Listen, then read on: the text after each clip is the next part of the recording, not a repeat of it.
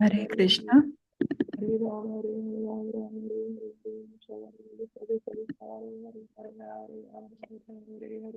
Hare Krishna. We can get started with the book now. Reading. Thank you. अज्ञानतिमिरान्धस्य ज्ञानाञ्जनशलाकयः चक्षुर उन्मीलितं येन तस्मै श्रीगुरवे नमः. Hare Krishna to everybody. In the continuation of reading Srila Prabhupada's Lilamrita, in Allahabad, Abhay managed to save enough money to revive the printing of Back to Godhead, and in February 1952, from his editorial office and home at 57B Canning Road, the first issue in 8 years appeared. As before, he did everything himself, all the writing, typing, editing, meeting with the printer, and finally distributing the copies by hand, as well as mailing them to respectable leaders throughout India.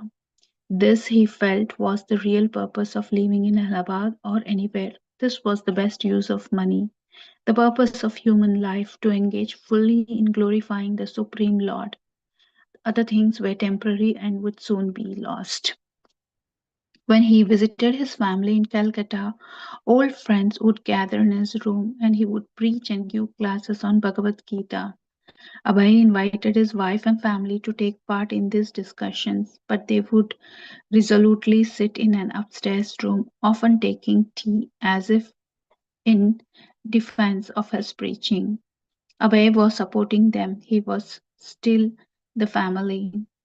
He was still associating with them, but he was bent on preaching, and they were not making it attractive for him to do so within the family. If there were to be family life for Abhay, then his wife and sons would have to recognize and rejoice in the fact that he was becoming a full-fledged preacher. They would have to understand that his life's concern was to serve a spiritual master's mission. They could not simply ignore his transformation. They could not insist that he was simply an ordinary man. Abhay continued to try to draw his wife in, hoping she could gradually follow him in the preacher's life, but she had not the slightest interest in her husband's preaching. And why should he spend his days worrying about family, chemicals, and money? Let his relatives criticize, but Back to Godhead was the real service he could offer to the whole family of mankind. Madhavendra Puri, a great spiritual preceptor and predecessor of Lord Chaitanya, had written about the devotees' indifference to worldly criticism. O demigods and forefathers, please excuse me. I am unable to perform any more offerings for your pleasure. Now I have decided to free myself from all reactions to sins simply by remembering anywhere and everywhere the great descendant of Yadu and the great enemy of Krishna, Lord Krishna. I think that this is sufficient for me. So what is the use of further endeavors? Let the sharp moralists accuse me of being illusioned. I do not mind. Experts in Vedic activities may slander me as being misled. Friends and relatives may call me frustrated. My brothers may call me a fool. The wealthy Maimonides may point me out as mad, and the learned philosophers may assert that I am much too proud. Still my mind does not budge an inch from the determination to serve the lotus feet of Govinda, though I be unable to do it. Why should he waste time with petty family problems when he held answers to the problems of India and the world? As a knower of Bhagavad Gita, he felt that his first obligation was to offer solutions to the complex crises of war, hunger, immortality, crime, all symptoms of godlessness. And if dedicating himself to such work meant that other lesser responsibilities suffered, then there was no loss.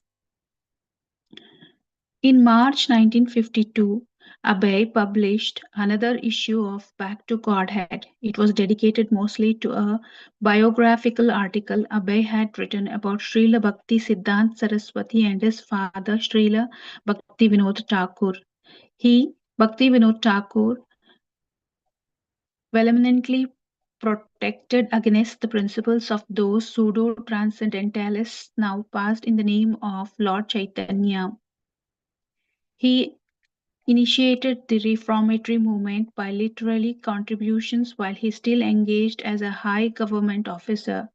During his householder life and serving as a magistrate, he wrote books of various descriptions in Bengali, English, Sanskrit, and etc. to present an actual picture of pure devotional activities to Lord Chaitanya. Srila Bhakti Siddhanta Saraswati Goswami Maharaj got inspiration from his very childhood all about Srila Thakur Bhakti Vinod's movement. He worked as the private secretary of Srila Bhaktivinoda Thakur, and as such Bhaktivinoda Thakur gave him Srila Saraswati Thakur the transcendental power of attorney to expose the cause of Lord Chaitanya. And so after Srila Bhaktivinoda Thakur's departure, Srila Saraswati Thakur took up reins of that reformatory movement. Absorbed in producing his monthly journal, Abhay went about his other activities only superficially. Sometimes he travelled on business or taking the night train from Allahabad to Calcutta, visited his family.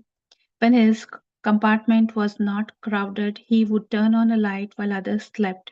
Riding a night train provided a good opportunity to think or even write. Sometimes he would sleep for a few hours, then sit up again and look out the window to see only night and the reflected lights of the train compartment shining back at him, the windows reflecting his face. Halfway through the 12-hour journey, the sky would lighten, turning from grey to light blue, and the first white clouds would appear in the sky. He could see lights in the towns and hear the train horn warning. When the train slowed and stopped at a station, tea vendors would walk alongside the train window yelling chai, chai, chai, their louder sing-song filling the ears with chai, and chai filling the air with its aroma as hundreds of passengers sipped their morning tea. During his more than 20 years of extensive train travel, Abhay had noticed more and more people smoking cigarettes and more women traveling alone. India was becoming westernized, and the national leaders were paving the way, the blind leading the blind. They wanted the kingdom of God without God. They wanted a progressive, industrialized India without Krishna. From the window, he could see large fields being left uncultivated, and yet people were hungry. Abhay would sometimes read a newspaper and cut out an article that seemed to warrant a reply in back to Godhead or that sparked an idea for an essay. He would deliberate over how to approach people for assistance, whom to approach, and how to start a society of Krishna consciousness devotees.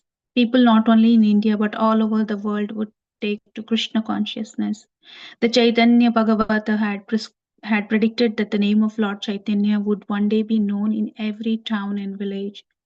Srila Bhakti Siddhant had wanted that. He had sent preachers to England, but they had only gained a protocol visit with the royalty, stood in line, bowed before the crowns, and then came back to India without effecting any change in the Western people. Abhay thought about sending back to Godhead. His agents Stackers, Pink and Company had contacts in America and Europe. People read English all over the world, and some of them would surely appreciate the ideas from Bhagavad Gita and Srimad Bhagavatam. This was what Srila Bhaktisiddhanta Saraswati had wanted. Krishna consciousness was not for India alone. It was India's greatest gift, and it was for everyone. Hare Krishna. I stop here for today's reading. So we see here in that there is a wide turn taking place in Srila Prabhupada's life, where the priority becomes uh, printing the Godhead of Back to Godhead of magazine, and he minimizes his family responsibilities. We can very clearly see how Srila Prabhupada understands the importance. It's not only that it is not limited to only his family. As a whole world, as a family, he takes it and thinks of bringing the right knowledge to the entire family and understand what is the main purpose of human life. So he spends most of his time in Allahabad, and as he sees that he keeps traveling during night time, and which there also he sees an opportunity of taking the advantage of writing the book so that he can spread this knowledge and spread the Lord Chaitanya's message and his spiritual master's message. This is where his aim becomes determined of spreading Lord Chaitanya's message.